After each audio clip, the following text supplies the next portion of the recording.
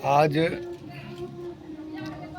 ज्येष्ठ शुक्ल एकादशी यानी निर्जला एकादशी है। इसका महत्व देखिए, व्रत सब लोग करना चाहते हैं, व्रत करें। व्रत का अर्थ यानी वृत्ताकार, यानी चारों तरफ से उसी में झुकाव हो। जिस देवता को हम आराधना करने जा रहे हैं, जिस देवता का हम व्रत करेंगे, उपासना, उपासन माने उसी के में तल्लीन रहना और उसी में उसी का जो है सो पाठ, पूजा, जप, तप, लगनता से लगे रहना, उसको व्रत कहते हैं। अब व्रत में 4 नियमों को पालन करना पड़ता है। पहला नियम यह है जो सादा जल न पिए। दूसरा नियम यह है जो कुछ नशा हो, चाहे किसी को बीड़ी है, किसी को सिगरेट है, किसी को चाय का नशा है, किसी को कुछ है, जो नशा है जिसके बिना हम नहीं रह सकते हैं, उसको छोड़ देना है। और तीसरा है दिन में सोना। और चारिम है गलत व्यक्तियों से, महिला हो या पुरुष है जो है, उनसे जो है सो बातचीत न करना और किसी का निंदा, शिकायत इत्यादि कुछ नहीं करना। और धर्म कर्म में उन्हीं देवता को, जैसे आज विष्णु का व्रत है तो काशी विष्णु का ही उपासना किया जाता है इसमें, तो उसमें उन्हीं का जप, पाठ, पूजा, ध्यान, मनन, आत्मचिंतन, चारों तरफ से उसमें लगे रहना। किसी ओर से खाली मत रखना। यदि किसी ओर से खाली रखेंगे तो क्या होगा, तो असुर, दैत्य, दानव प्रवेश कर जाएगा और क्या होगा, यज्ञ खंडित हो जाएगा। इसीलिए चारों तरफ से घेर देना है और उसी में तल्लीन हो जाना है, उसी को व्रत कहते हैं।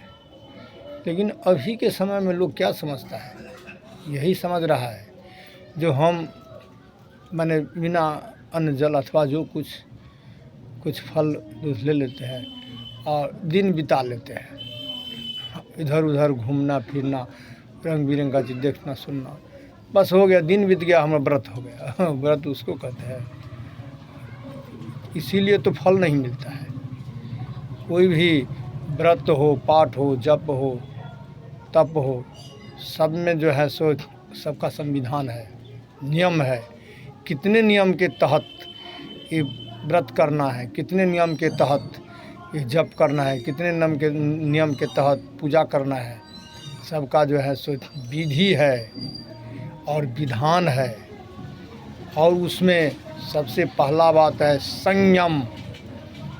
अपने मन पर अंकुश रखें, शांति अपने आप में बनाए रखें, क्रोध को त्याग दें और ईर्ष्या को त्याग दें, मद को त्याग दें, मोह को त्याग दें, छल, नफरत, कपट, इस सब को त्याग दें और निश्चल मन से व्रत करें।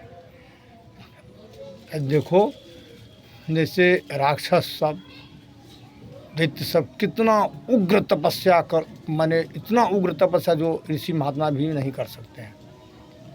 लेकिन क्यों उनको उग्र तपस्या करना पड़ता है, जो उनके मन में यही ध्येय रहता है जो हम अपूर्व बल प्राप्त करें और सृष्टि पर काबू रखें।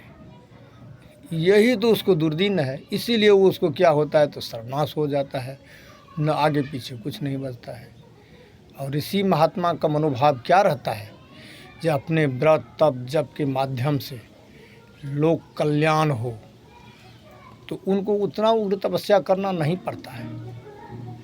उसको थोड़ा ही तपस्या से ऐसे अनमोल सिद्धियां प्राप्त हो जाती है, जो सिद्धियां लोगों को कल्याण करने के लिए जो है सो तत्पर रहती है। और वो अपना जीवन स्वयं वो जो है सो जब इच्छा होता है तब अपना जीवन को वो छोड़ देते हैं, और जो मन में सुख सुविधा जैसा इच्छा होता है, इच्छा होते ही उनको जो है सो प्रकट हो जाता है योग बल से। जैसा ऋषि राजा वैश्य इत्यादि को भी नहीं मिलेगा, ऐसा सुख समृद्धि उनको मिल जाता है। क्यों? तो उसके मन में छल कपट नफरत इत्यादि कुछ नहीं है।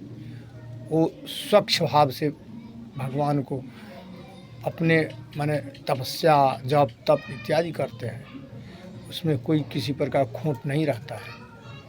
तो यही कारण से ऋषि महात्मा इत्यादि को जो उस ग्रेड के आते हैं उनको ज़्यादा फल मिलता है। अद्वैत दानव असुर इत्यादि को कुछ नहीं मिलता है। वो इतना शरीर भी दुखाया और उसको थोड़ा ही दिन सुख मिला, बस नष्ट हो गया। जो अभी भी लोग कहता है ना, अभी भी है, इसी संसार में है। जो कर्म दैत्य राक्षस और दुराचारी के तरह कर्म करता है वो जल्दी नष्ट हो जाता है, और जो सदाचारी ऋषि महात्मा के परंपरा के अनुसार और करता है वो बहुत दिन तक सुख भोगता है, अनमोल सुख भोगता है। यही अंतर है, इसीलिए दो ग्रुप हैं। और जो है सो सबसे ध्यान रखने वाला बात यह है, जो मनुष्य को समझना चाहिए व्रत जप तप पर, जो बिना नियम निष्ठा बिना मार्गदर्शन के नहीं करना चाहिए। अब हम अपने वाणी को विराम देते हैं।